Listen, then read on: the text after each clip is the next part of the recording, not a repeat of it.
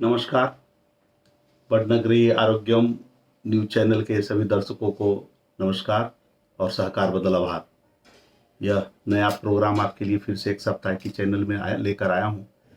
आज जैसे पिछले चैनल में मैंने बताया था कि स्वेलिंग के बारे में जानकारी आप लोग को दूंगा।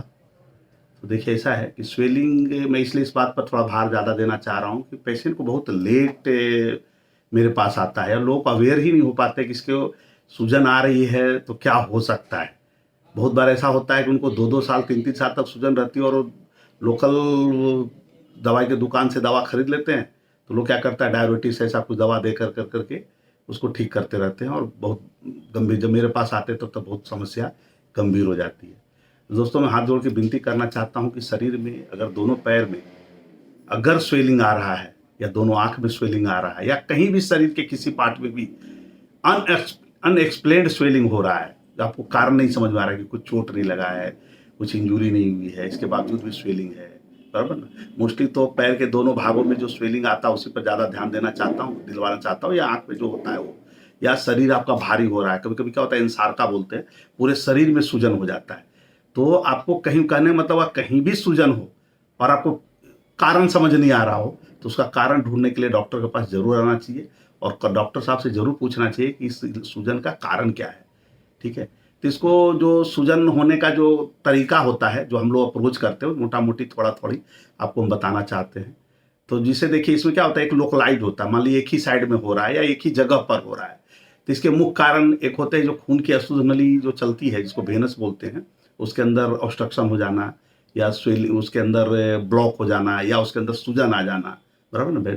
अगर वेस्कुलर थ्रोम्बोएम्बोलिज्म बोलते हैं, कभी कभी इम्बोलस भी बन करके फंस जाता है, कभी कभी ट्यूमर भी हो जाता है, कभी कभी खून का गट्ठा भी जम जाता है। तो अगर आपका एक पैर में स्वेलिंग हो, एक हाथ में स्वेलिंग हो, या पर्टिकुलर एक ऑर्गन में, एक उंगली में हो, या इतना ही दूर में हो, मतलब लोकल स्वेलिंग हो, जनरलाइज ना हो, तो ये संभावना है कि आपको वेनस के जो खून की नली, जो अशुद्ध रक्त जो आप काला काला देखते हैं, उसके अंदर कुछ गड़बड़ी हो, उसके कारण हो सकता है। तो इसका सिंपल जांच होता है, हम लोग डॉपलर कराते हैं, डॉपलर से हमको पता चल जाता है।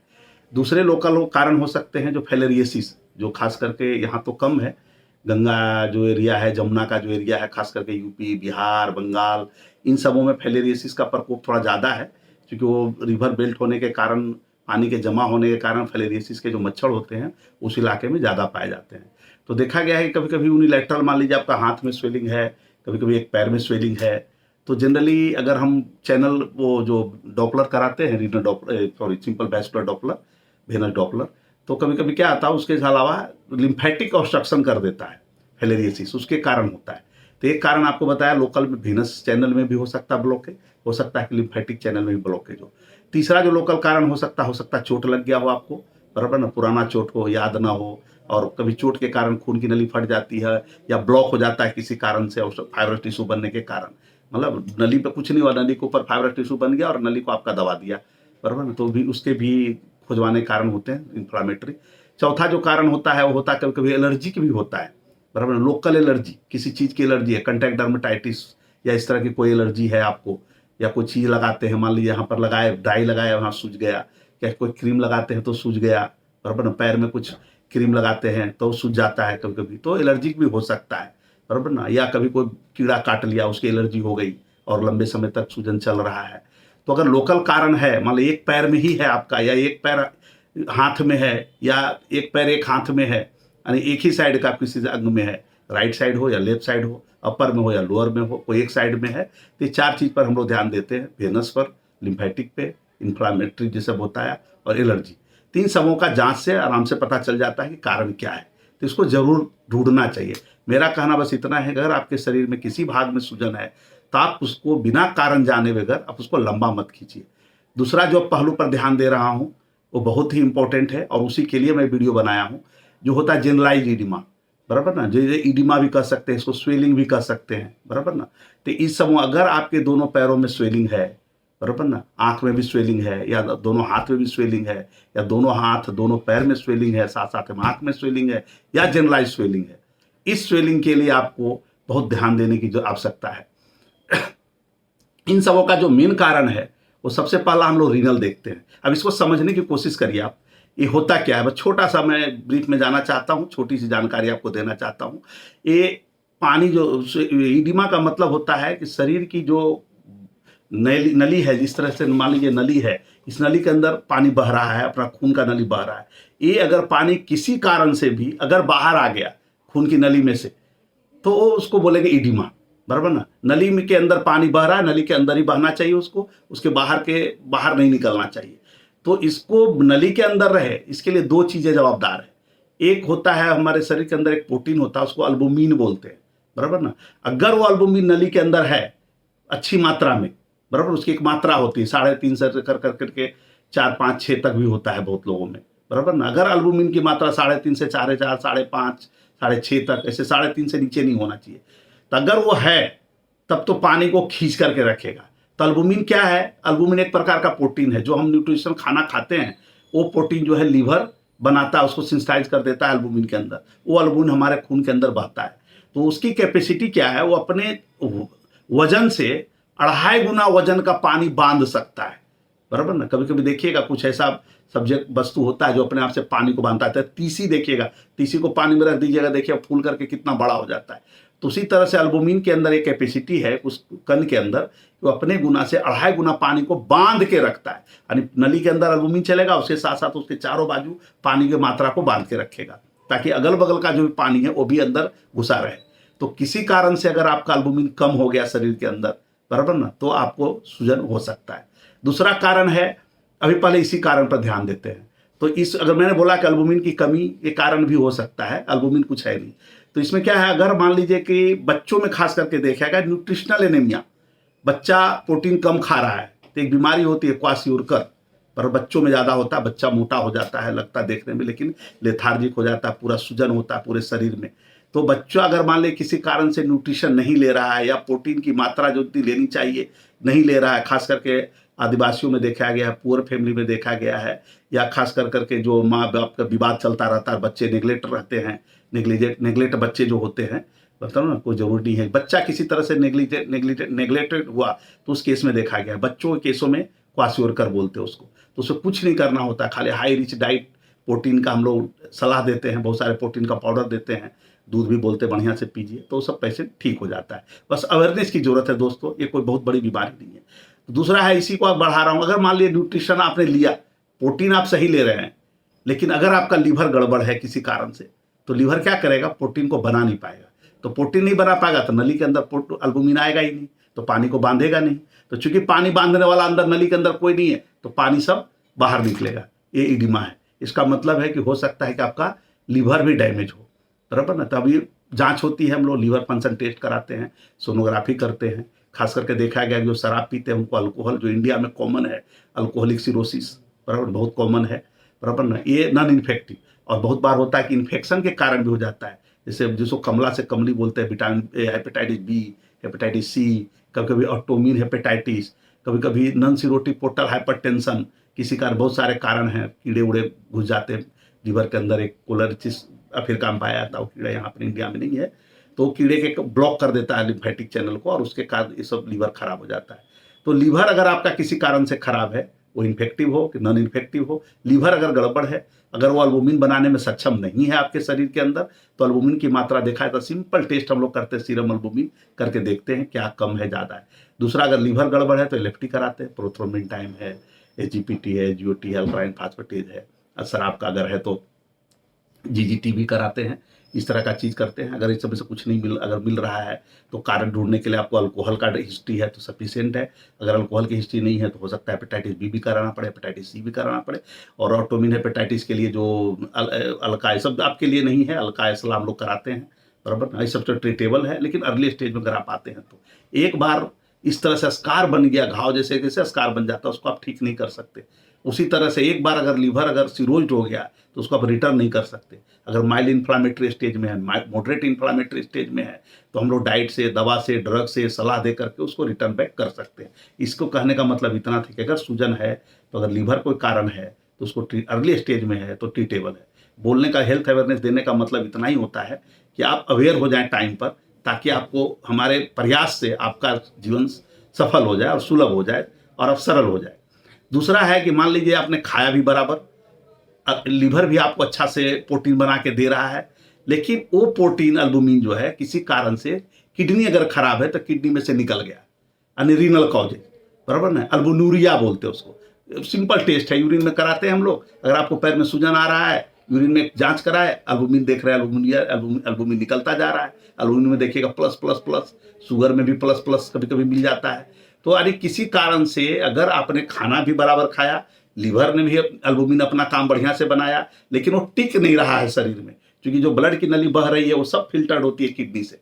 किडनी में जैसे फिल्टर में जाएगा, किडनी की जो किडनी खराब है, एल्बुमिन को निकाल देगा, तो भी आपका एल्बुमिन ब्लड के अंदर कम हो जाएगा, तो आपको इडमा बनने के चांस ज़्यादा है। बस इडमा में रीनल वाले में क्या होता है, पहले आंख में होता है फिर पैर में आता है, बराबर ना। लीवर वाले में पहले पैर में आता है, बस इतना ही अंतर है। लेकिन इडमा है तो ये हो सकता है। तो रीनल खराब है तो रीनल का टेस्ट कराइए, सोनोग्राफी करा के देखिए, ट्यूब्यूल खराब है, ग्लोमेरुलाइटिस है, हो सकता है आपको डायबिटीज भी हो, डायबिटी नेफ्रोपैथी हो, बीपी आपका हाई रहता हो, आपको पता नहीं चल रहा, हाइपरटेंसिव नेफ्रोपैथी भी हो, और हो सकता है आपको एक्यूट किडनी इंजरी भी हो, और एक ग्लोमेरुलर उसका जो झरनी होता है उसके अंदर भी बहुत तरह के स्वेलिंग होते हैं, ग्लोमेरुलाइटिस बोलते हैं, वो भी हो सकता है, बराबर ना। या पाइलोनेफ्राइटिस भी हो सकता है।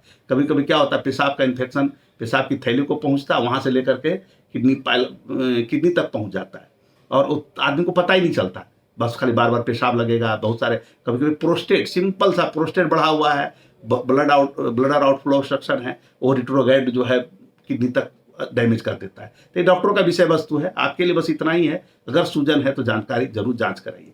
तो मैंने बताया कि एक न्यूट्रिशनल हो सकता है, बराबर। एडल्ट में जो न्यूट्रिशनल डेफिशिएंसी होती है वो थायमिन की डेफिशिएंसी होती है, जिसको वेट बेरी बेरी बोलते हैं, बराबर ना। अगर बड़ों में, बच्चों में जो होता है क्वासियोलकर होता है न्यूट्रिशन के कारण। तो बड़ों में अगर न्यूट्रिशन में अगर सूजन आ रही है तो थायमिन की देखा गया है, अल्कोहल में भी देखा गया है कि थायमिन की डेफिशिएंसी बहुत ज़्यादा होता है, उसके कारण भी सूजन आता है। अल्कोहल इंडिपेंडेंटली भी थायमिन को, जो उसका एंजाइम बनने का है, वो एंजाइम ब्लॉक कर देता है, जिसके कारण थायमिन की डेफिशिएंसी होती है। उसमें भी देखा गया कि वेट बेरी बेरी में भी स्वेलिंग होता है। तो अभी बताया आप, वो हो सकता है, लीवर हो सकता है, और किडनी बताया, रीनल भी आपका कारण हो सकता है। अगर इन तबों में कुछ नहीं मिला, बराबर ना, तब दूसरा जो कारण हम लोग देखते हैं, कभी कभी फीमेल मेंस्ट्रुअल साइकिल के समय में सूजन आता है। तो उसमें देखा गया कि ईस्ट्रोजन का लेवल किसी कारण से गड़बड़ा गया। जनरली ईस्ट्रोजन प्रोजेस्टेरोन का लेवल अपना हिसाब से होना चाहिए। अगर ईस्ट्रोजन हाइपर ईस्ट्रोजनेमिया किसी कारण से हो गया, या प्रोजेस्टेरोन ईस्ट्रोजन का साइकिल गड़बड़ा गया, तो देखा गया इनफर्टिलिटी के केस में, या प्रेगनेंसी के समय में लेडीज वाले हार्मोन जो ईस्ट्रोजन होते हैं ज़्यादा होने के कारण भी कभी कभी इस तरह के इडिमा होते हैं, बराबर। तो सिंपल काउंसलिंग की जरूरत होती है, थोड़ा बहुत हम लोग डायबिटीज देते हैं, थोड़ा बहुत हेल्प उनको कर देते हैं। दूसरा जो इस कारण बताया, ये सब एल्बुमिन वाले थे, बराबर ना, कारण। दूसरा जो कारण हो सकता है कि मान लीजिए नली के अंदर है, एक लेवल में इसका एक कैपेसिटी है, मान लीजिए यहाँ पर 2 लीटर या 5 लीटर कैपेसिटी है ब्लड रखने का, इस नली का एक अपना कैपेसिटी है। अगर इसमें कैपेसिटी से ज़्यादा पानी भर जाए, बराबर, किसी कारण से, तो भी आपका जो है पानी जो है हाइड्रोस्टैटिक प्रेशर बढ़ने के कारण वो इडिमा हो सकता है। उसको हाइड्रोस्टैटिक प्रेशर के कारण बोलते हैं। इडिमा का 2 कारण मालूम हुआ, एक हाइपोअल्बुमिनिया, एल्बुमिन की कमी हो जाए, वो लीवर के कारण हो जाए, रीनल के कारण हो जाए, या न्यूट्रिशनल हो जाए, एक कारण, एक। दूसरा है अगर इस जो पंपिंग कर रहा है हृदय, पंप ही ना करे, बराबर ना, हृदय पंप ना करे, तो क्या होगा, रिटर्न बैक सारा ब्लड पीछे बैक में आएगा। तो बैक में आएगा तो कंजेशन बढ़ेगा, कंजेशन बढ़ेगा तो सिंगल यूनिट टाइम में नली के अंदर बहुत ज़्यादा पानी पाया जाएगा, जितना होना चाहिए उससे 2 गुना ज़्यादा। तो पानी क्या करेगा, कैपिलरी जो गैप है वो बढ़ जाएगा, कैपिलरी जो नली के अंदर का जो छोटा छोटा छेद होता है बढ़ जाता है, उससे पानी बाहर निकलने लगता है। तो उसको हाइड्रोस्टैटिक प्रेशर के कारण बोलते हैं। तो उसमें हार्ट डिजीज जो है बहुत कॉमन है। तो हार्ट डिजीज खुद अपने आप में बहुत बड़ा चैप्टर है, छोटा छोटी बता देते हैं। हो सकता है कि हृदय की दीवार कमजोर हो, बराबर ना, उसको कार्डियोमायोपैथी बोलते हैं, दीवार ही कमजोर हो सकता है उसके अंदर भाल्व होता है खून को रेगुलेट करने के लिए, ये राइट साइड से खून आएगा, लेफ्ट साइड से निकलेगा, तो इसके भाल्व होते हैं उन्हें डायरेक्शनल फ्लो बनाने के लिए। तो हो सकता है वल्वुलर हार्ट डिजीज हो आपको, और हो सकता है कि आपके खून, हृदय को जो खून नली सप्लाई कर रही है, कोरोनरी आर्टरी इटसेल्फ डैमेज हो गया हो, या उसकी नली ब्लॉक हो गई हो, जिसके कारण हृदय को खून नहीं पहुंच रहा, हृदय काम कम कर रहा है। और कभी कभी क्या होता है, बहुत ज्यादा अगर आपका हाइपरटेंशन बढ़ा हुआ है तो लेफ्ट वेंट्रिकल को एक बीपी के अगेंस्ट काम करना पड़ता है ज़्यादा। तो कभी कभी क्या होता है, उसकी हाइपरट्रोफिक जो है हो जाता है, लेफ्ट वेंट्रिकुलर हाइपरट्रोफी, उसके कारण भी देखा गया कि हार्ट फेल होता है, और उसके कारण इडिमा होता है।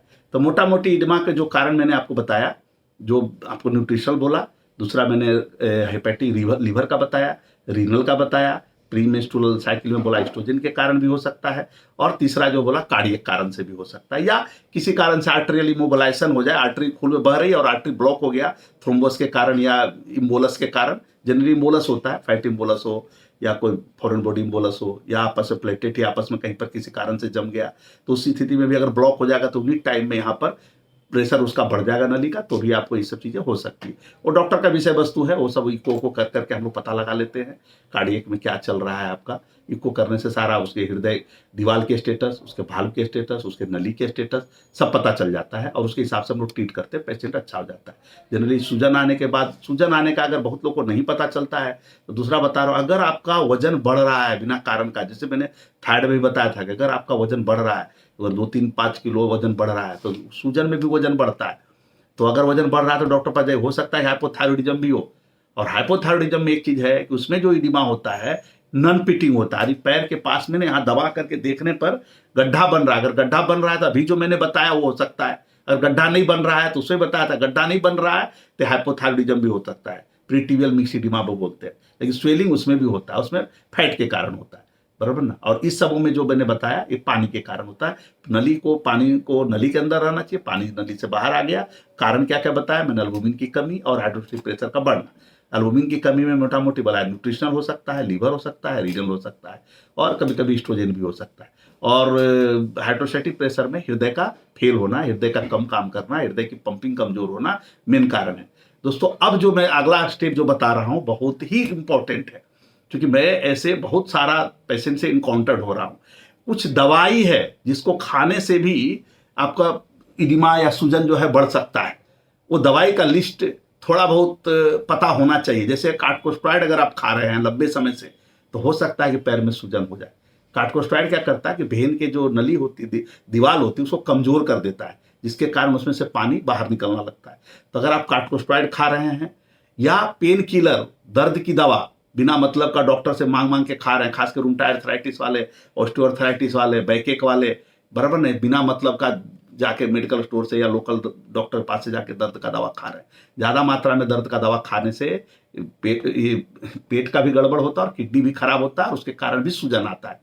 तीसरा जो बीपी की बहुत सारी दवा है जिसमें कैल्शियम चैनल ब्रोकर जो है ना, एम्लोडिपिन, बहुत सारे पेशेंट को देखता हूँ यूडीपीएटी खा रहे हैं कितना साल से, 3 साल से, पैर में सूजन अब बढ़ रहा है, उनको पता नहीं चल रहा है पैर में सूजन क्यों बढ़ रहा है या मेरा वजन क्यों बढ़ रहा है।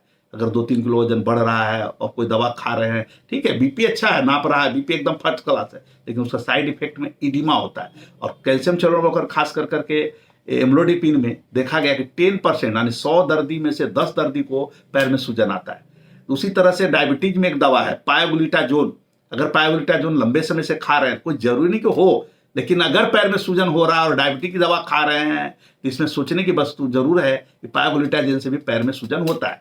तीसरा है बीपी का ही दवा है clonidine methyl, alpha methyl dopa generally हम लोग नहीं लिखते, गायनेक वाले लोग जो है प्रेगनेंसी इन हाइपरटेंशन जो होता है उनका, उसमें वो लोग मिथाइल डोपा ही ज़्यादा यूज करते हैं।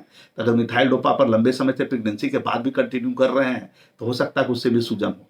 तो इस दवा को बिना कारण का खाली अब दवा बंद कर दीजिए, उनका सूजन पैर का कम हो जाएगा। इसलिए इसमें ड्रग का जो लिस्ट बताया मैंने, कार्टिकोस्टेरॉइड है, क्लोनिडीन है, अल्फा मिथाइल डोपा है, पायोग्लूटाजोन है, कैल्शियम चैनल ब्रोकर में जैसे बोला एम्लोडिपिन है, सिलिडिपिन में थोड़ा कम होता है। एक और दवा ये एफनोडिपिन, उसमें भी थोड़ा कम होता है लेकिन होता है, बराबर ना। कैल्शियम निकाड़ी आप खा रहे हैं मान लीजिए तो उसमें भी ऐसा हो सकता है। तो कुछ ड्रग है और पेन किलर खास करके एनिसेट, बराबर, लंबे समय से खा रहे हैं। कुछ कैंसर के ड्रग भी हैं जिसको खाने से आपको पैर में सूजन आता है। तो डॉक्टर के आप जाइए, अगर पैर में सूजन है, आपका अनएक्सप्लेन वजन बढ़ रहा है तो आप डॉक्टर के पास जरूर सलाह लीजिए, क्योंकि इसका मैं इसलिए हेल्थ अवेयरनेस से बता रहा हूँ कि इसका ही बचाव ही जल्दी इलाज है। अगर आप जल्दी पकड़ में आ गए, जल्दी आपको पता चल गया कि मेरे अंदर ये गड़बड़ हो रहा है या गड़बड़ हो रहा है, तो आप उसका इलाज करके ही इसका बचाव कर सकते हैं। लेकिन जनरली मेरे पास 70% दर्दी जो है लेट स्टेज में आते हैं। तो लेट स्टेज में आने के बाद थोड़ा सा मेरे को बहुत दिक्कत होता है, मतलब बताने में आपको कि आप दवा भी खा रहे होते हैं, पैसा भी बर्बाद हो रहा होता है और लाइफ उतना सरल नहीं हो पाता और उतना कंप्लीट क्योर नहीं हो पाता। तो हम लोग भी दुखी उतने ही होते हैं कि अगर ये 2 साल पहले अगर मेरे पास आ गए होते तो शायद इस स्टेज में नहीं पहुंचते। तो मेरा आज हेल्थ अवेयरनेस का प्रोग्राम में इतना ही था। अगर आपको पैर में सूजन आ रहा है, अनएक्सप्लेन वेट गेन हो रहा है, तो आप डॉक्टर पास जाइए, डॉक्टर का सलाह लीजिए और उसका कारण जानने की कोशिश करिए। कारण के बिना खाली पेशाब की दवा खा खा के या दर्द की दवा खा खा के उस सूजन को कम मत करिए, ताकि दर्द की दवा खा के सूजन हो सकता है स्वेलिंग कम हो जाए थोड़ा बहुत, लेकिन वो और भी स्वेलिंग अगले स्टेज में बढ़ा देगा। ठीक है, बहुत बहुत धन्यवाद दोस्तों। अगले बार मैं एक गुजारिश करना चाहता हूँ कि कुछ लोग कमेंट करते हैं, तो मैं चाहता हूं कि आप लोग मेरे को सलाह दीजिए, सुझाव दीजिए, टॉपिक के सिलेक्शन में आप हमको मदद करिए कि आप किस टॉपिक पे चाहते हैं कि आप हम उसको बोले, या किस टॉपिक में आपको लगा कि कुछ और जानकारी चाहिए। तो कमेंट में आप मेरी प्रशंसा ना करें, मेरे को कोई जरूरत नहीं है प्रशंसा की, बराबर। मैं चाहता हूं ये कि आप इसमें कुछ सुझाव दें, सलाह दें और थोड़ा बहुत टॉपिक के सजेशन कि नहीं इस टॉपिक पर आप सिन्हा जी बनाइए तो अच्छा रहेगा। बहुत बहुत धन्यवाद। Please like and subscribe this video to help the Badnagari Arogyam channel.